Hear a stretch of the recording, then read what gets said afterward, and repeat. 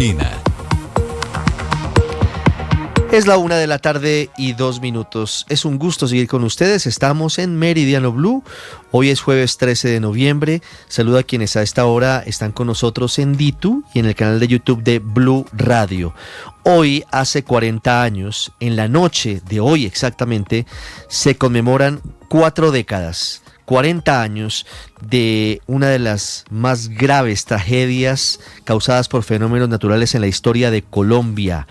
La avalancha que sepultó a Armero, que dejó más de 25.000 personas muertas y una profunda herida en la sociedad colombiana. Antes de hablar de Armero, antes de hablar de las noticias de orden público, desarrollamos información que tiene que ver con la Casa de Nariño, ampliamos la información que les habíamos entregado hace minutos. El expresidente de la Corte Suprema de Justicia, César Julio Valencia Copete, será el nuevo ministro de Justicia del gobierno del presidente Gustavo Petro. Valencia Copete llegará en reemplazo de Eduardo Montealegre. César Julio Valencia Copete fue presidente de la Corte Suprema a finales del año 2008, 2009, 2010, en una época muy difícil.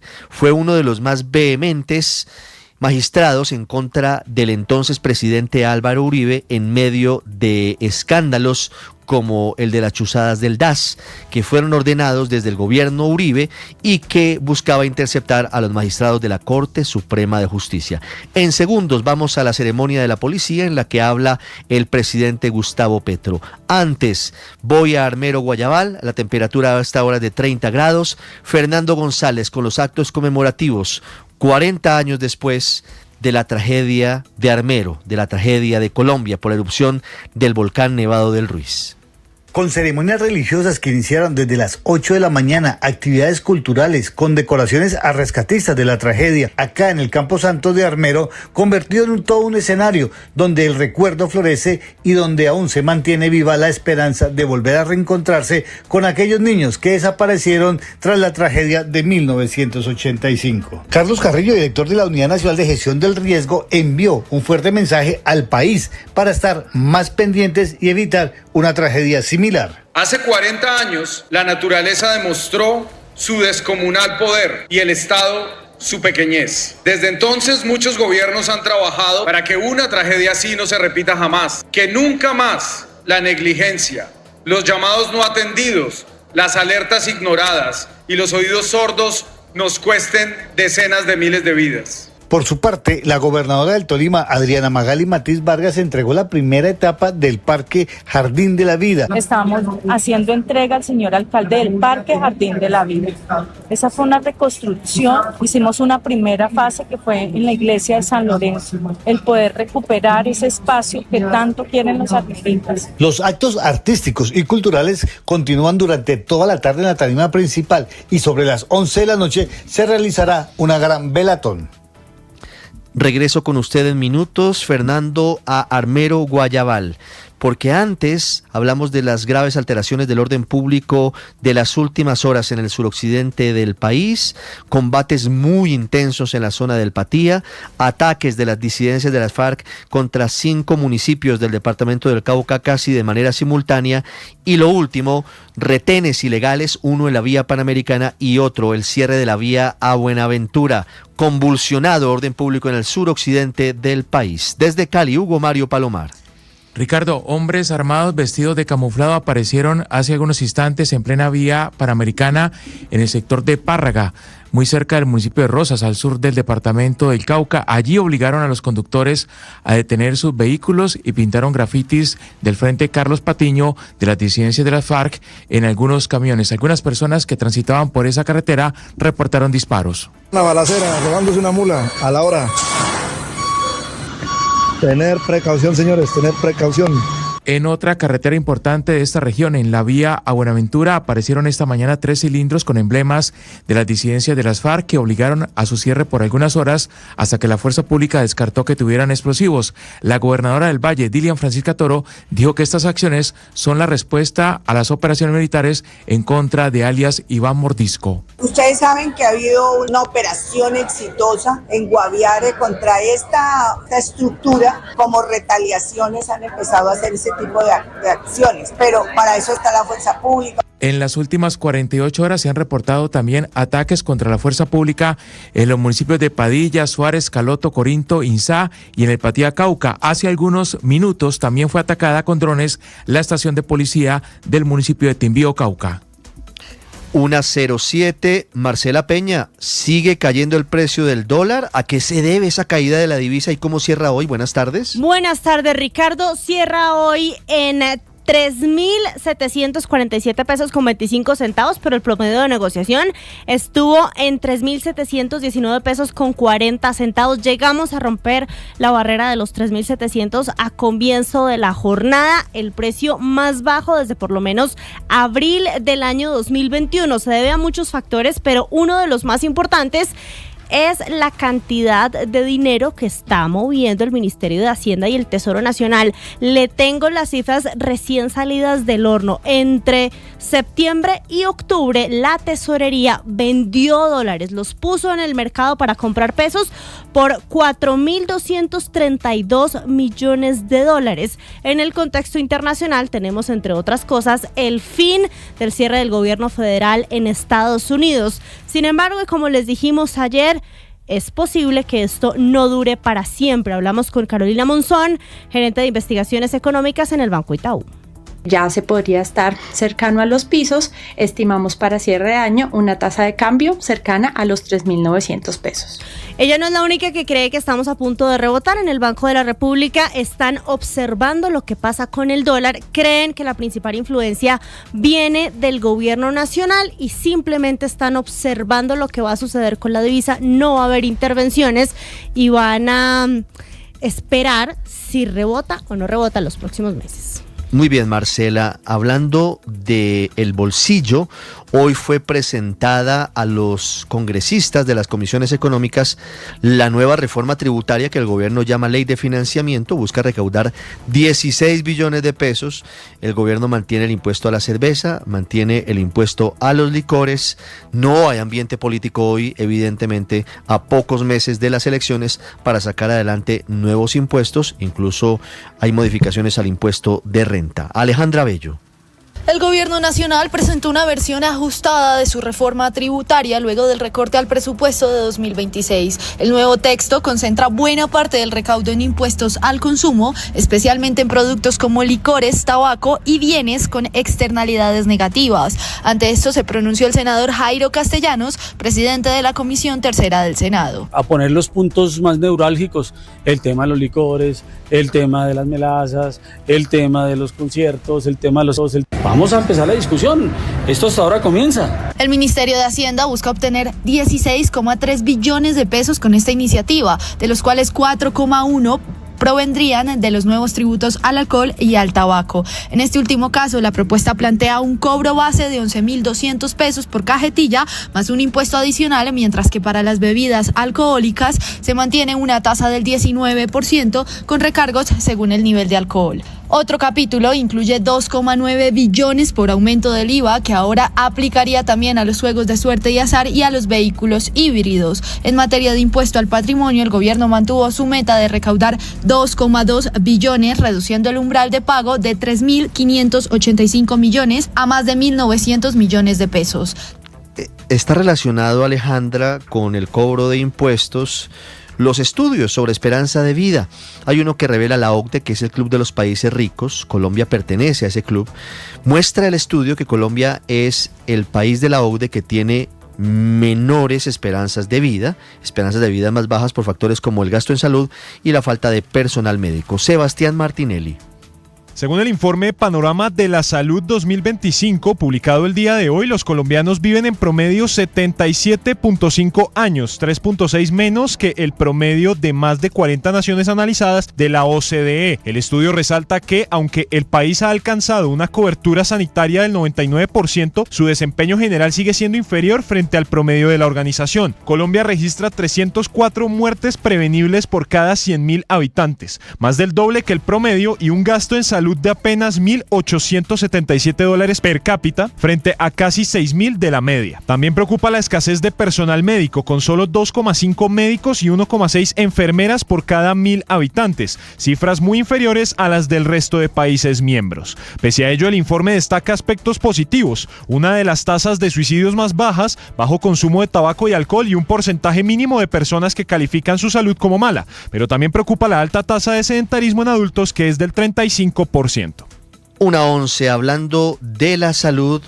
Hay reuniones entre el nuevo superintendente Bernardo Camacho, la superintendente ad hoc, la directora del DAPRE Angie Rodríguez, porque podrían tomar decisiones. Ojo, porque es inminente, otra vez, imagínense ustedes la inestabilidad, el cambio de interventores de las EPS que fueron asumidas por el gobierno hace algunos meses, incluso en algunos casos, incluso asumidas hace algunos años. Jessica Gutiérrez.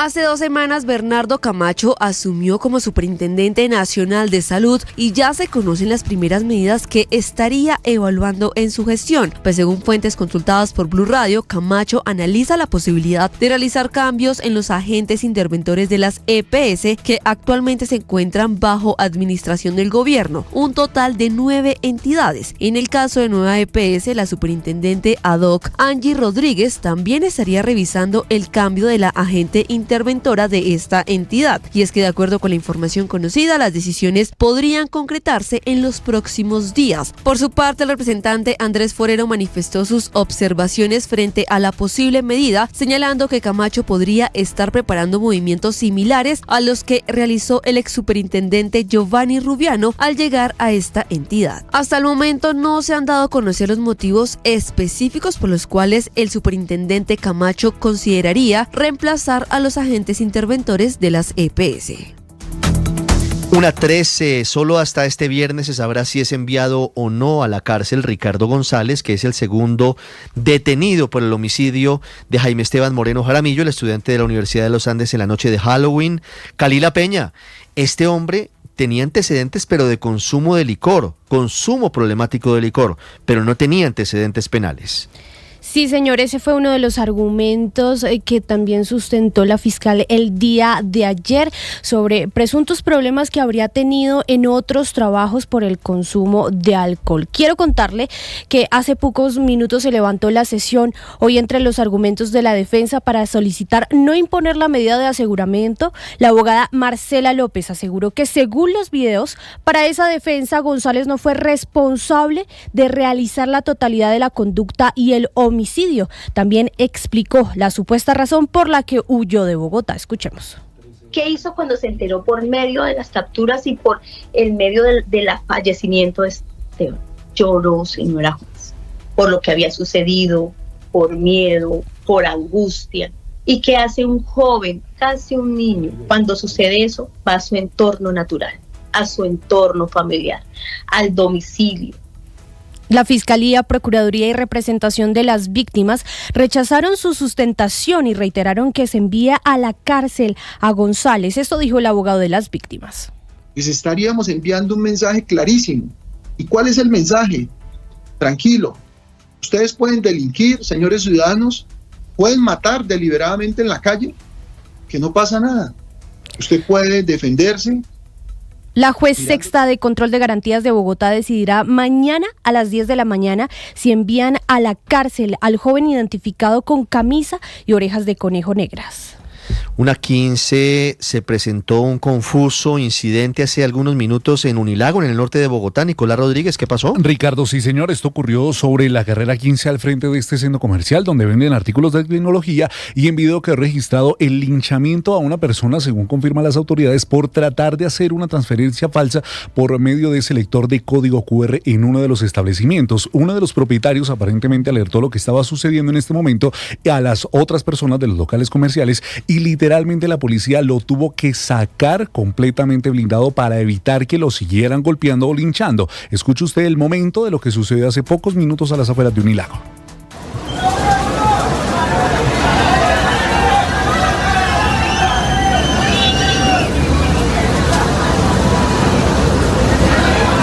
En el video se observa además a Ricardo, la persona tratando de correr, y algunos agentes de policía resguardándolo a la entrada de este centro comercial, donde por fortuna, según la policía, lograron sacarlo ileso, y además están haciendo las investigaciones para saber si definitivamente esto fue provocado por o efectivamente una transferencia falsa o un ajuste de cuentas que se pudo haber provocado dentro del centro comercial.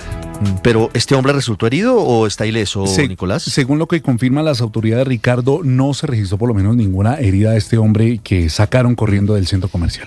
Pues estaremos muy pendientes, Nicolás. Gracias, 1:16. Vamos a las noticias del mundo. Una información urgente que reporta a esta hora la cadena estadounidense CBS, según la cual el secretario de Guerra Peter Hegseth y los otros encargados de la seguridad en Estados Unidos presentaron anoche al presidente Donald Trump opciones actualizadas para posibles operaciones en Venezuela, incluyendo ataques terrestres. Al final del encuentro no se tomó ninguna determinación sobre si se autorizan o no este tipo de operaciones. Hablando de noticias del mundo, esta historia es terrible. Habla de lo peor de la condición humana en torno a los safaris humanos que sí existieron en la guerra de Bosnia. Empresarios que organizaban tours a Sarajevo y a Bosnia para que personas adineradas dispararan contra personas indefensas. Terrible barbarie que estamos rememorando. Silvia Carrasco. 4 décadas después, este caso reabre heridas y cuestiona la impunidad de los países europeos en la guerra de los Balcanes. Lo que ha ocurrido es que Italia ha iniciado un proceso judicial por acusaciones relacionadas con los llamados safaris humanos ocurridos en los años 90 en Bosnia durante la guerra en Sarajevo, cuando se desintegra Yugoslavia y Serbia no acepta la independencia de Bosnia y Herzegovina.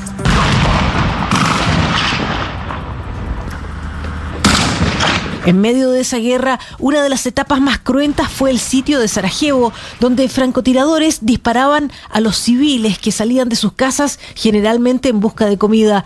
La acusación es que entonces se organizaban viajes para millonarios, principalmente italianos y otros europeos, que por sumas que podían alcanzar los 80.000 euros por un fin de semana para participar en la caza y asesinato de civiles bosnios, incluidos niños y mujeres, desarmados y vulnerables. Así lo confirma uno de los que ha presentado la denuncia, el ex magistrado Guido Salvini. Pagavano per uccidere, pagavano tanto, soprattutto se riuscivano a colpire. Dice, pagaban por matar, pagaban mucho, sobre todo si conseguían herir a una mujer o a un niño, incluso 80.000 o 90.000 euros, digamos al cambio actual, dice.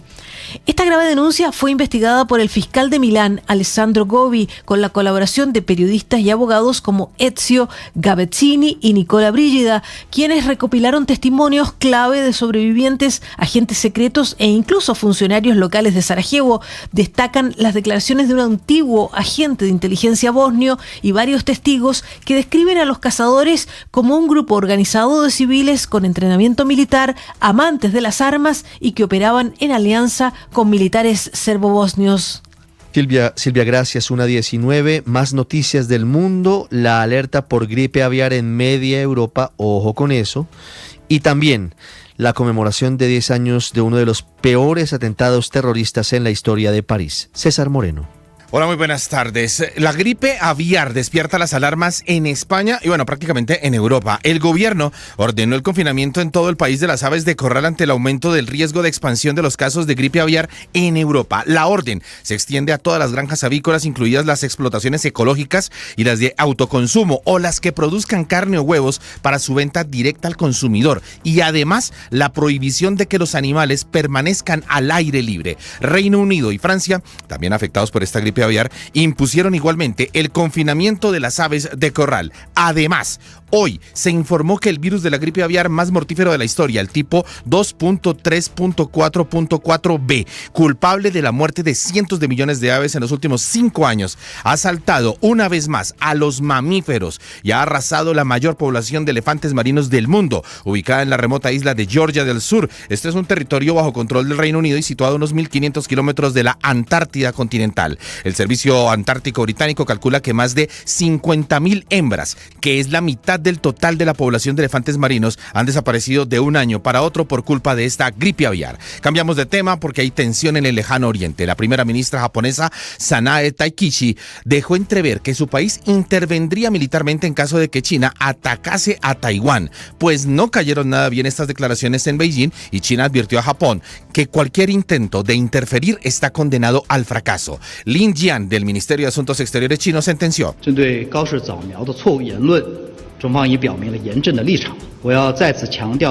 si Japón interviene militarmente en la situación del estrecho de Taiwán, China contraatacará con contundencia y advirtió: no jueguen con fuego en la cuestión de Taiwán, porque quien juega con fuego morirá por él. Y por último, Mesdames, Messieurs, en mémoire de toutes les victimes des attentats du 13 novembre 2015, nous vous invitons à observer 1 minute de silence. Francia recordó hoy a los 132 víctimas de los atentados perpetrados hace 10 años por yihadistas de Daesh o el mal llamado Estado Islámico, ISIS, en terrazas, bares y la sala de conciertos Bataclan de París. Un dolor que sigue vivo, según escribió el presidente francés Emmanuel Macron. La noticia del momento en Blue Radio. 1:22 antes de la pausa, antes de ir de nuevo a Armero, hay noticia urgente que está confirmando el presidente Gustavo Petro. Acaba de revelar que se produjo un nuevo bombardeo hace algunas horas contra otro grupo armado ilegal. Por ahora, en principio, no lo especifica. Sergio Barbosa. Ricardo, buenas tardes. Sí, señor, mire, yo lo saludo desde la Escuela de Cadetes General Francisco de Paula Santander, en donde en medio de una ceremonia de ascensos el presidente Gustavo Petro acaba de revelar a que ordenó un bombardeo en Arauca sin entregar a muchos detalles. Escuchemos qué fue lo que dijo el primer mandatario. Hoy ha ocurrido otro bombardeo ordenado por mí, veremos las consecuencias.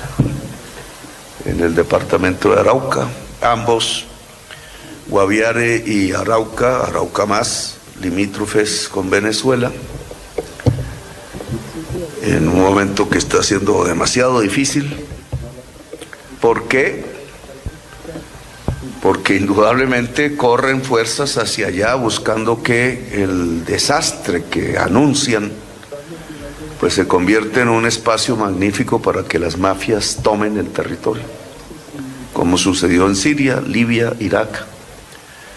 Espero convencer al gobierno de los Estados Unidos. A la presidenta Gustavo Petro, haciendo esta revelación en medio de esta ceremonia de ascensos, ha dicho que hay que esperar a cuáles son las consecuencias de este segundo bombardeo que ordenó en las últimas horas, Ricardo. Sí, no especifica el presidente a qué grupo bombardeó. En Arauca delinquen el ELN principalmente y también lo hacen las disidencias de las FARC. Estaremos muy pendientes del desarrollo de esta noticia porque el presidente también dijo en esa misma ceremonia que ustedes están viendo ahí en Dito y en YouTube que condiciona la entrega de información de inteligencia a Estados Unidos si se compromete a no entregarla. No especifica el presidente a no entregarla a quién. Dijo lo siguiente el presidente: Colombia es respetuoso de los tratados internacionales y eso significa que nosotros somos Estado social de derecho. Presidente que rompa eso es tirano. Por tanto, la información de inteligencia se circunscribe al respeto de los derechos humanos y se entrega a Estados Unidos si se compromete a no entregarla. Un capítulo más de la tensión entre Bogotá y Washington. Una pausa y ya regresamos desde Armero en Meridiano Blue.